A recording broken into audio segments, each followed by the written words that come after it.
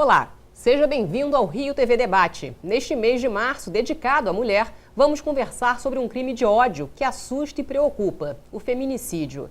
Para o debate, convidamos a juíza Adriana Mello, do 1º Juizado de Violência Doméstica e Familiar contra a Mulher do Tribunal de Justiça do Estado do Rio de Janeiro.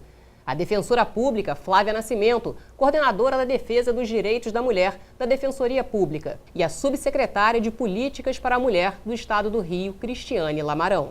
Quero agradecer a presença de todas vocês desde já e falar que é muito bom a gente estar aqui só entre mulheres para conversar um pouco sobre esse assunto que é tão pesado e que preocupa todo mundo, não é isso? Juíza, eu queria que você começasse explicando para a gente o que é o feminicídio. Então, o feminicídio é a morte da mulher pela sua condição de ser mulher, ou seja, pelo fato dela ser mulher, fruto da desigualdade de poder nas relações, das assimetrias, né? Do sentimento ainda de desprezo, ódio, né? Fruto da misoginia, que infelizmente muitas mulheres ainda sofrem, inclusive naquele contexto doméstico e familiar, onde grande parte das mulheres brasileiras infelizmente morrem, né? O lar, que era para ser um lugar de harmonia, de paz para aquela mulher, em muitas ocasiões, para essa mulher, é um lugar de violência, né? Essa mulher, e muitas vezes, a gente tem que lembrar também que o feminicídio, ele faz parte de um contexto, né? E de um contínuo de violência, né? A mulher, ela não morre simplesmente sem ter, por exemplo, todo um processo de violência anterior, que pode começar com uma violência psicológica, uma agressão verbal, depois isso vai aumentando um pouquinho para a violência física, até culminar com a morte dessa mulher. Então é muito importante que as mulheres tenham dimensão, e a sociedade como um todo, né, de que é um crime muito grave, é a violência mais extrema. Por quê? Porque acaba com a vida daquela mulher, né? E a gente observa que no Brasil a gente ainda tem muito machismo, né? A gente ainda vive uma cultura muito patriarcal, de dominação, e muitas mulheres vivem, infelizmente, nessa opressão. E o lar, né, a casa, é o local onde essa mulher mais morre, né? 70% dos assassinatos de mulheres ocorrem na casa dela. Ou seja, e em grande parte, esses homens, né, digamos assim, os agressores, são companheiros ou ex-maridos, né, ex-namorados dessa mulher. Então ela morre em casa e ela morre geralmente praticado por uma pessoa conhecida dessa mulher, que é o que nós chamamos, né, dentro da classificação de vários feminicídios, é o feminicídio íntimo, é aquele feminicídio que ocorre nas suas relações domésticas e familiares. Só para deixar registrado, o feminicídio não é um fato isolado. Não é um fato isolado, geralmente essa mulher, né? A gente fala geralmente porque tem as exceções também, geralmente essa mulher, ela já vivencia um processo de violência.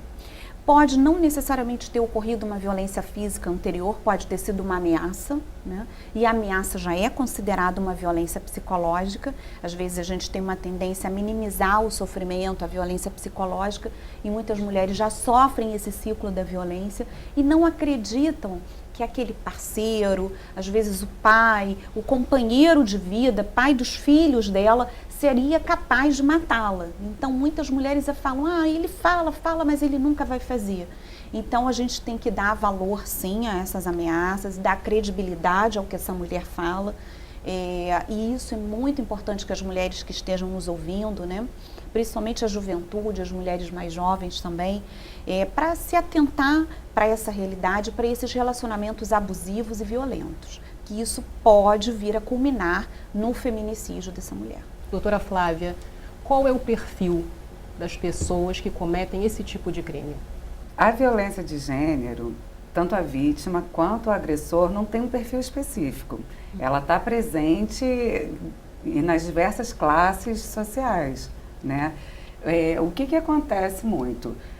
Existe essa relação de opressão, a gente tem essa cultura do patriarcado ainda muito enraizada, e o feminicídio é a expressão máxima aí dessa opressão de gênero, né, que culmina com a morte da mulher. Por isso que é importante a gente valorizar, dar uma especial relevância à palavra da mulher, para que a gente possa prevenir esse tipo de crime. A doutora Adriana falou sobre as ameaças. As ameaças, na prática, na nossa prática jurídica aí, do dia a dia, são consideradas crimes de menor potencial ofensivo. Então, pouco se dá valor a um registro de ocorrência de um crime de ameaça. Mas, muitas vezes, a mulher que é vítima de um feminicídio, ela já tem diversos registros de ocorrência, relatando diversas ameaças, mensagens de texto, e não é dado o valor necessário para prevenir que ocorra essa expressão máxima aí de violência contra essa mulher. Cristiane, como é o trabalho da Secretaria? Né? Como é que é o trabalho desses centros especializados de atendimento à mulher? Nós trabalhamos justamente na prevenção, né? Ouvindo essa mulher, acolhendo, a mulher chega lá, é atendida por assistentes sociais, psicólogas, advogadas, que dão toda a orientação do que ela pode fazer para romper esse ciclo de violência. Porque, como foi colocado, né, a violência ela não acontece de uma hora para outra, ela é um ciclo, né, de um relacionamento que começa com uma agressão, daqui a pouco o companheiro vem com flores, tenta rever, daqui a pouco agride mais e mais. E se esse ciclo não for detectado, né, se essa mulher não chegar à conclusão que aquilo ali é um processo, ela pode chegar justamente a ser morta. Então, os centros de atendimento, elas recebem essa mulher, acolhem, orientam de todos os passos que ela precisa fazer, né? Então, nós temos descentralizado, né? O Estado tem 4 centros, né? Nós, semana passada, reabrimos um em Manguinhos, né? Que é cercado de comunidades com muitos índices de violência, mas nós atuamos também junto aos municípios, porque os municípios têm os centros de atendimento municipais. Então, o Estado ele trabalha também em parceria, né, nessa rede de fortalecimento, de organização, para que a mulher, aonde ela esteja dentro do nosso Estado, ela possa ser acolhida, orientada e possa resistir, né? Queria perguntar para vocês três. Então, o simples fato de ser mulher já é um fator de risco. Isso já não é um preconceito, doutora Adriana? Não, isso é uma realidade. Infelizmente, no Brasil, a gente vê que o Brasil ocupa aí a 5ª posição em assassinato de mulheres, né? Num universo aí de mais de 80 países, então é um dado relevante. Infelizmente, ser mulher ainda é um fator de risco, né? E principalmente nesse contexto doméstico e familiar, que era para ser um lugar tranquilo para as mulheres, para as crianças também. A gente vê um índice muito grande de violência contra criança e adolescentes, né? E aí a gente, falando de violência contra criança, adolescente e mulher, a gente vê que o espaço doméstico e familiar é um espaço em muitas residências de opressão, né? E a gente vê isso através dos dados aí de mortes de mulheres, né? Só em termos judiciais, para você ter uma ideia, né? A gente teve em 2016 54 feminicídios judicializados, ou seja, já em processo judicial, né? E em 2017 nós pulamos para 89. É claro que esse número ainda não é a expressão da realidade das mortes de mulheres. A gente sabe que ainda tem inquéritos em andamento, quer dizer, investigações em andamento. Então, por isso é muito importante o que a Cristiane comentou com relação à prevenção. Esses centros de referência são fundamentais para que essa mulher possa ter ali a orientação adequada, porque a gente tem que trabalhar com a prevenção, e eu sempre falo isso para as mulheres que vão à justiça: informação é poder, né? No sentido bom da palavra, né? Então, essa mulher que ela tem a informação, ela pode receber essa orientação. A gente vai estar trabalhando com a prevenção à violência, que é que a gente tem que fortalecer, e também a questão da educação. E nesse papel todo, né, nessa rede toda de prevenção e atendimento, a gente tem que contar muito com os centros de referência e com a própria Defensoria Pública para dar orientação adequada. Essa atuação na defesa da mulher em rede é uma atuação multidisciplinar. A gente não consegue fazer uma proteção à vítima apenas com as medidas protetivas de urgência.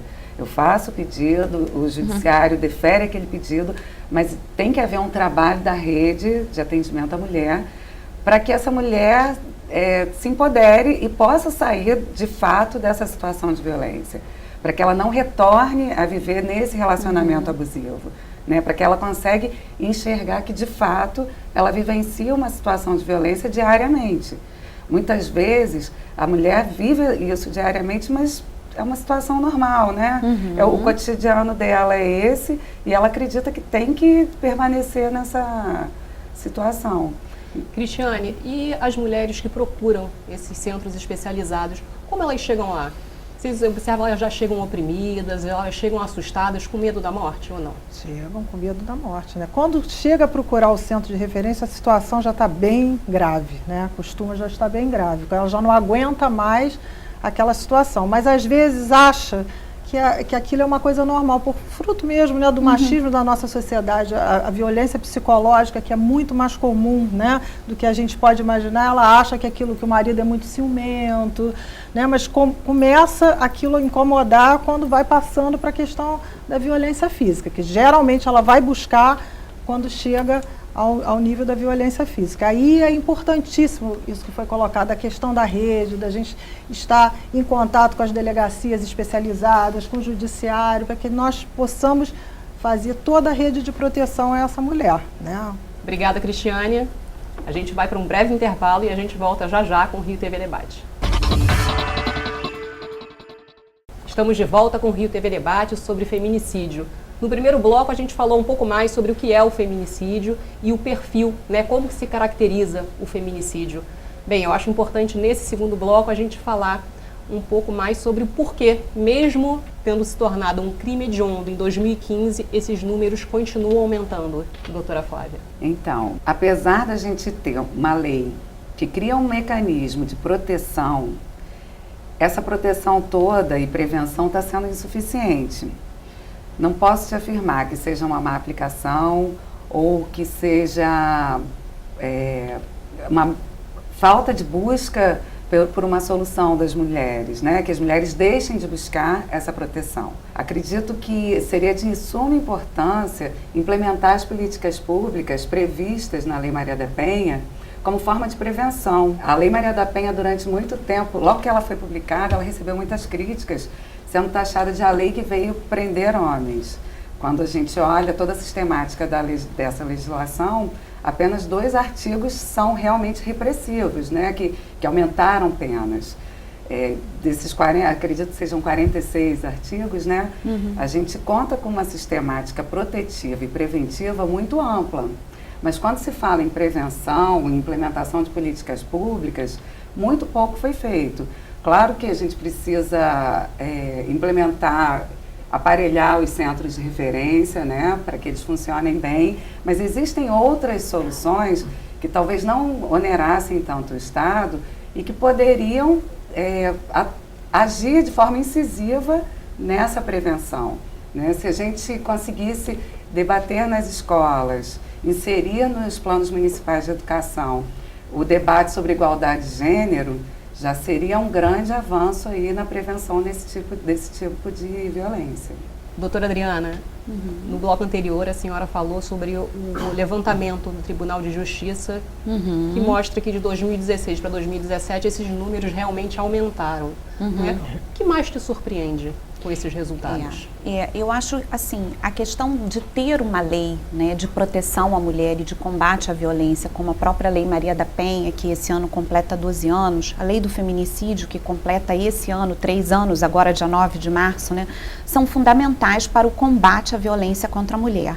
Só que a gente precisa investir mais na questão da educação, como a doutora Flávia comentou e a Cristiane também.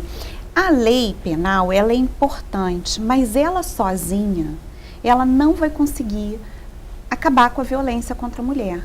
Por quê? Porque a gente tem que trabalhar outras frentes, né? E principalmente fazer com que essa mulher se sinta encorajada a denunciar.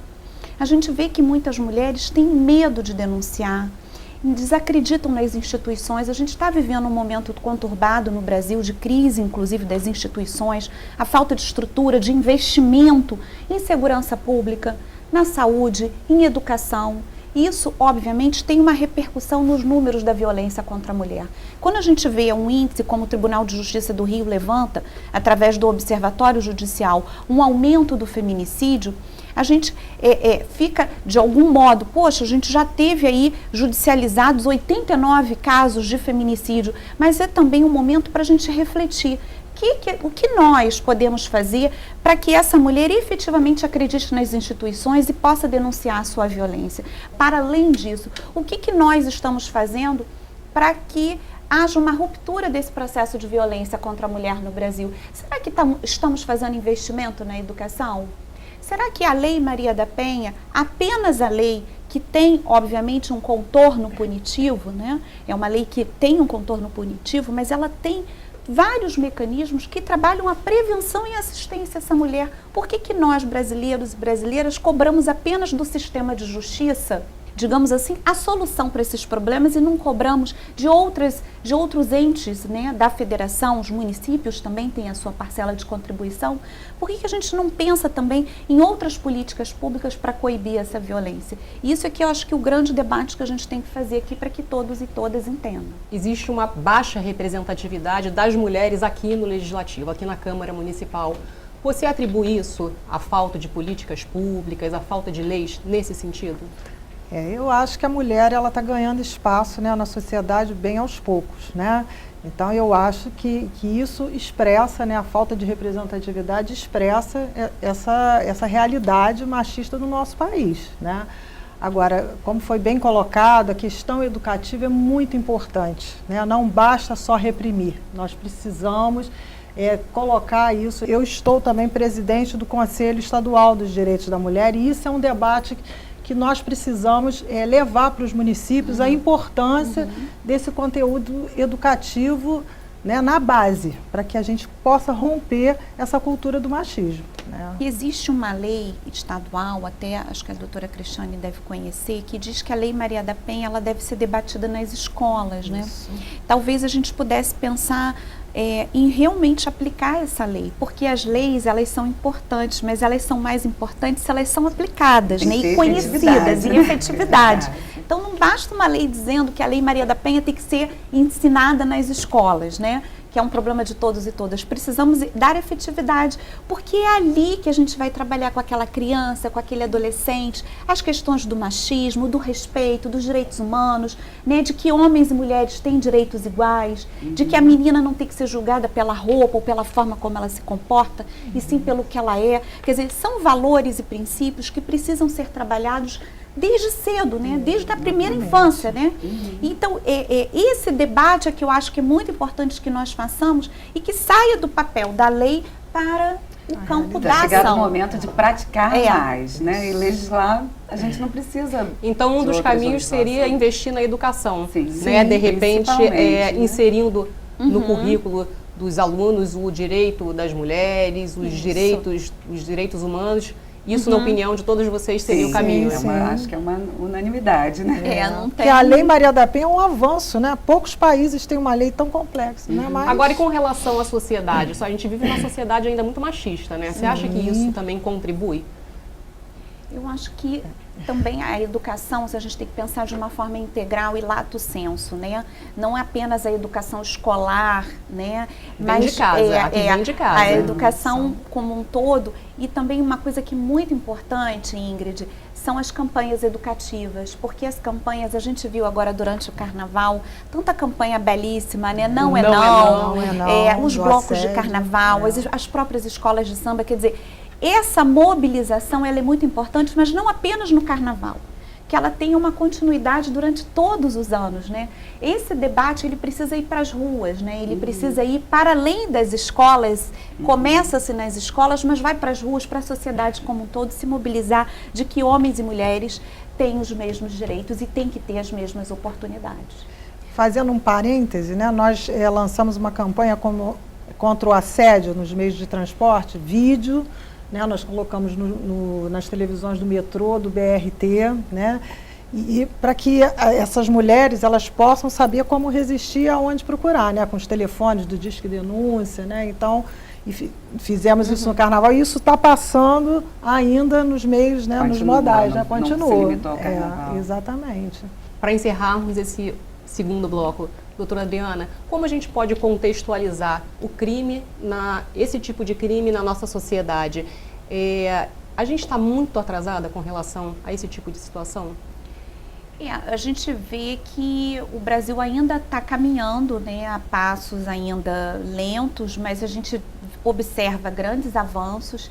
A gente sabe que a sociedade brasileira vivencia hoje um contexto de insegurança pública muito grande, então é importante que as mulheres tenham consciência de que tem mecanismos para ela denunciar essa violência, que ela pode contar, por exemplo, com os centros de referência, que ela pode contar com o sistema de justiça como um todo, defensorias públicas, com os próprios juizados de atenção à mulher. Nós temos 11 no estado do Rio de Janeiro. As DEANs, né? Tem também, as delegacias de atendimento à mulher, que é o primeiro equipamento praticamente brasileiro de proteção e defesa da mulher. Então, a gente vê avanços, né?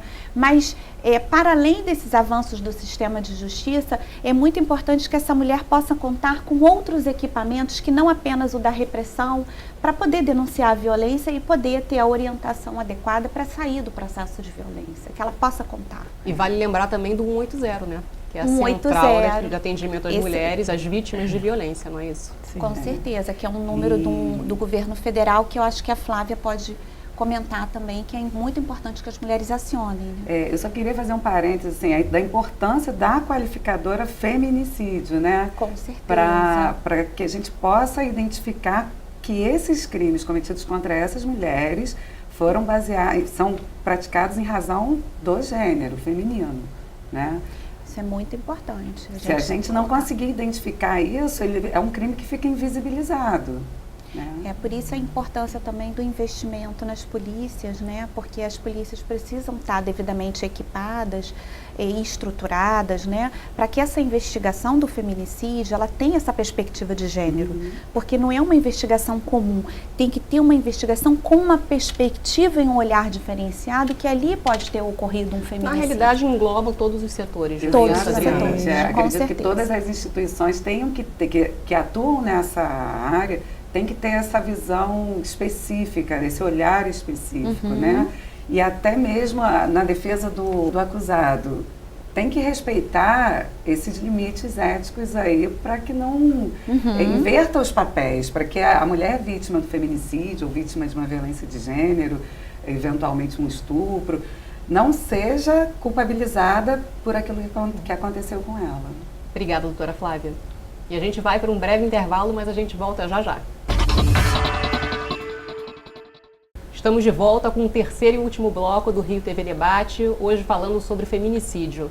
Doutora Flávia, as nossas leis já são rigorosas, né? Vamos tentar falar um pouquinho aqui sobre as soluções. Você acha que uma das soluções seria aumentar o rigor dessas leis? Eu acredito que a gente enfatizar o lado repressivo, a gente tira o protagonismo das mulheres. A gente tem que cuidar da proteção. Claro que tem a sua importância o caráter repressivo e punitivo, né? Mas, muitas vezes, o que a Defensoria ultimamente vem observando é que algumas mulheres buscam o atendimento antes de fazer o registro de ocorrência de uma violência de gênero, né? E quando elas buscam a Defensoria, são orientadas, não, você tem que ir à delegacia. Não, eu não quero ir à delegacia. Eu não quero registrar a ocorrência, eu só quero ser protegida. Ela quer utilizar todo esse mecanismo de proteção, mas não quer movimentar o sistema de justiça criminal. Talvez, se a gente obrigar essa mulher a movimentar o sistema de justiça criminal para ter acesso a esse sistema protetivo, seja produzir mais uma violência contra essa mulher, né? Então, acho que a gente tem que valorizar esse sistema protetivo, o sistema preventivo que a gente já falou exaustivamente aqui, e pensar em mecanismos de defesa dessa mulher quando ela não quiser acionar o sistema de justiça criminal. Doutora Adriana, como é que a gente pode melhorar, né, esse cenário para o futuro? Onde a gente errou e onde a gente deve fazer o nosso dever de casa? Então, complementando o que a doutora Flávia falou, né, o direito penal ele é importante, mas ele é seletivo, a gente tem que pensar, e que ele não vai ser a solução de todos os problemas, né, das mulheres, das crianças, da violência como um todo. Agora, é importante que essa mulher saiba que ela tem ali, né, que ela possa contar com o sistema de justiça, se for essa a opção dela, principalmente se ocorrer um crime, ela deve registrar essa ocorrência, mas a gente acha que a prevenção ela precisa ser mais trabalhada, né? principalmente a Lei Maria da Penha, no artigo 8º, ela fala de várias formas como que a gente pode prevenir esse crime contra a mulher, a violência de gênero, né? E a gente tanto falou aqui a questão do fortalecimento da educação, né, da criação de centros de referência, como a subsecretaria já vem desenvolvendo, né, reabrindo os centros que estavam fechando por conta da crise. Então, a gente precisa fortalecer esses centros, fortalecer a educação, criação de campanhas educativas para que a gente possa realmente fazer uma ruptura nessa história de violência contra a mulher no Brasil. Cristiane, você concorda? Concordo. Com a doutora Adriana? Na sua opinião, qual seria a solução mais viável? Bem, nós já estamos trabalhando nisso, né? Estamos reabrindo, como a doutora Adriana falou, 2 centros que estavam fechados dentro do estado. Nós estamos reabrindo, trabalhando nessa rede, fortalecendo os municípios para que essa mulher ela possa ter aonde recorrer nesse fortalecimento, né? Como a nossa defensora colocou, porque às vezes ela não quer acionar a delegacia, mas ela precisa ser fortalecida, ela precisa entender dos seus direitos, ela precisa entender da lei que está a seu favor para que ela possa tomar decisão. Então é nessa perspectiva que nós do Estado já estamos trabalhando, né, junto aos municípios para poder fortalecer essa rede. Doutora Flávia, e o papel da defensoria, no sentido de solucionar esse tipo de problema ou até mesmo minimizar? A defensoria atua principalmente em defesa da vítima, né? Como assistente da vítima.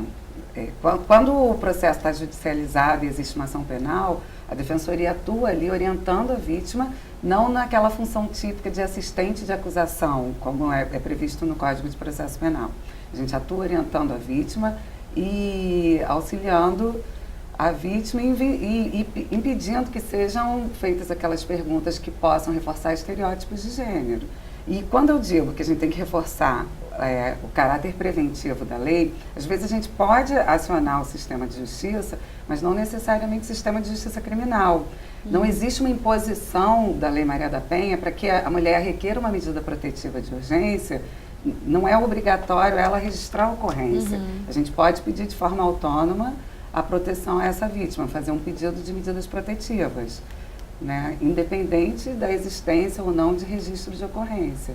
E a defensoria teria um papel fundamental na busca da proteção dessa vítima, junto ao judiciário. E que tipo de pergunta reforçam esse estereótipo? Muitas vezes se perguntam se a quantidade de parceiros que essa vítima já teve, o tipo de roupa que a vítima estava utilizando no dia dos fatos. Mas isso não causa, de repente, uma culpabilização da vítima? Exatamente. Mas até que ponto isso é... E são perguntas normalmente feitas pelo advogado ou defensor de defesa do acusado, né? Que tenta inverter os papéis. E denegrir a imagem da vítima. Exatamente, tira todo o crédito da vítima. Aí vai além disso, né? Até a forma de se vestir, a forma de se comportar, eu acho que tudo passa a ser um problema. Exatamente. Doutora Adriana, o réu, ele acredita, ele tem a certeza da impunidade? Por que você acha que isso acontece tanto? Eu acho que houve uma mudança nesse comportamento, principalmente por parte dos homens. Eu acho que a Lei Maria da Penha é uma lei tão forte, eu digo que é uma lei que pegou, porque os homens temem a Lei Maria da Penha, sim, né? Havia realmente, antes da lei, aquele adágio popular, não vai dar em nada, ou briga de marido e mulher, ninguém mete a colher. Hoje, só uma cesta básica, né? Só uma cesta básica que vai sair, não vai dar em nada. E eu acho que esse comportamento, essa atitude está mudando, né? Principalmente agora, a partir de uma decisão, agora não tão recente, mas de 2012 para cá, de que uma decisão do Supremo Tribunal Federal colocando que as ações penais, no caso da lesão corporal, é de iniciativa pública, né? Porque antes realmente ficava a critério da mulher denunciar a violência física ou não. A partir dessa decisão do STF, a iniciativa é como se o Estado tivesse interesse em realmente em investigar e punir aquele agressor, né? Então você vê essa mudança de comportamento. Agora, mais uma vez eu volto que a educação de gênero, ela também precisa ser dada não apenas na escola e para as crianças e adolescentes, mas também para os operadores do sistema de justiça, que tem que entender, se sensibilizar, que ele precisa julgar aquele caso, né, com uma perspectiva de gênero também, que ele precisa entender as dificuldades que passa aquela mulher e aquele homem, por que não falar assim, que o homem que também agride, ele também sofre com a violência. É um conflito que realmente requer uma atuação judicial, e não só judicial, mas da própria defensoria, né, por parte do réu também, que não pode fazer essas perguntas que reforçam esses estereótipos, que são essas crenças de que a mulher tem que se comportar de tal ou qual forma, se vestir daquela forma, de que mulher não pode fazer uso de bebida alcoólica, porque aí ela foge do padrão que é o que a sociedade espera daquela mulher, né? Então, a gente precisa fazer essa sensibilização entre os operadores do sistema de justiça com uma educação de gênero que valorize a mulher e que homens e mulheres possam ter oportunidades iguais. Muito obrigada. Agora, antes eu queria que você explicasse de uma maneira bem rápida, se for possível, doutora Adriana, sobre o protocolo Violeta, que muita gente não sabe, né? Do que se trata, Isso. tem pouquíssimas coisas na internet. Explica pra gente um pouquinho. Eu vou mostrar aqui, tem um folder, né, que é o Projeto Violeta. Ele é um projeto muito simples, ele não tem muito requinte, é um projeto de atenção rápida à mulher. A mulher que sofreu violência, aquela violência, e ela está numa situação de risco de vida, né, ou de sofrer novos episódios de violência, ela procura a delegacia e ela é encaminhada diretamente ao juizado.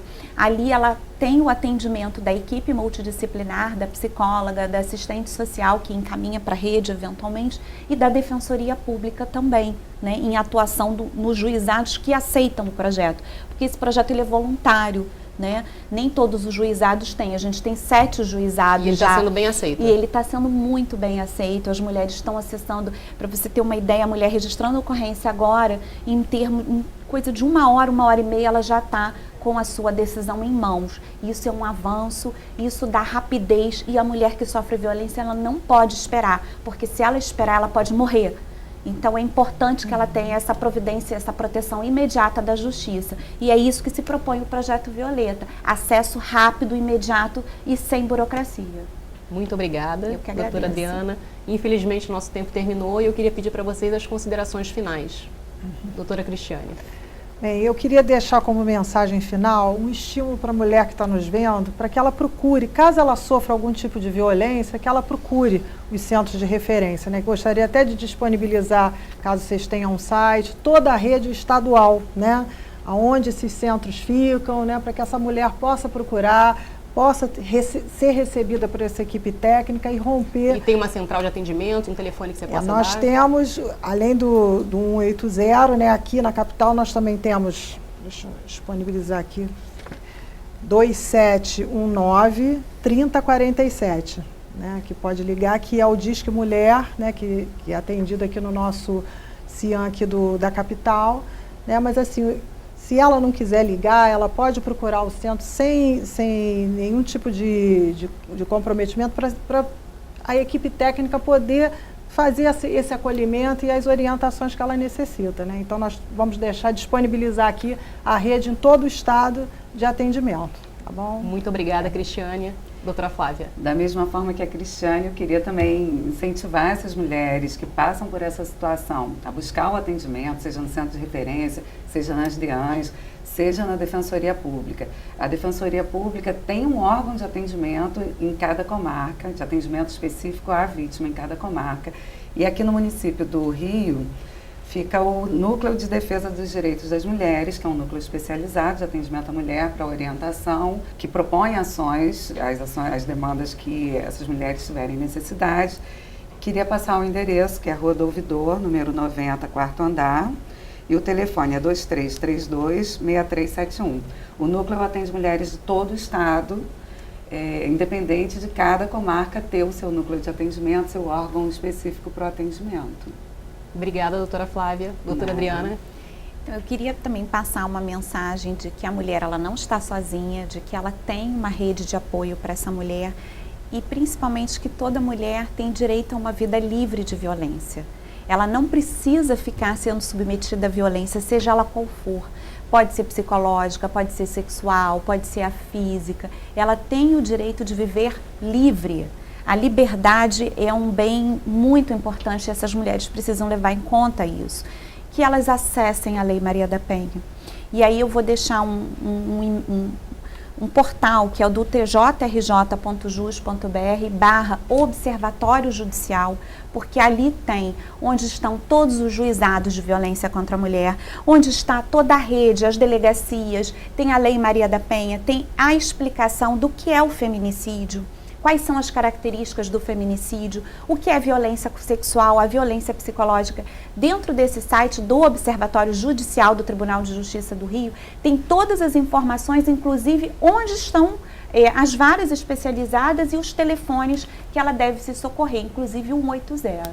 Então, eu queria deixar essa mensagem: acessem o portal e busquem ajuda, saiam da violência, porque nós temos que ter o direito de ir e vir e exercermos a nossa cidadania sem violência. Muito obrigada pela presença de todas. E assista agora o videoclipe Ligue 180, de Fernanda Azevedo. A cantora venceu o concurso de músicas sobre a Lei Maria da Penha, promovido pelo Congresso Nacional e o Banco Mundial. E o Rio TV Debate fica por aqui. Até o próximo encontro. Eu não quero violência nem humilhação, não aceito o seu ódio, sua imposição. Sou mulher, quero respeito, vou me defender. Digo não à violência contra a mulher. Chega, você não vai me machucar.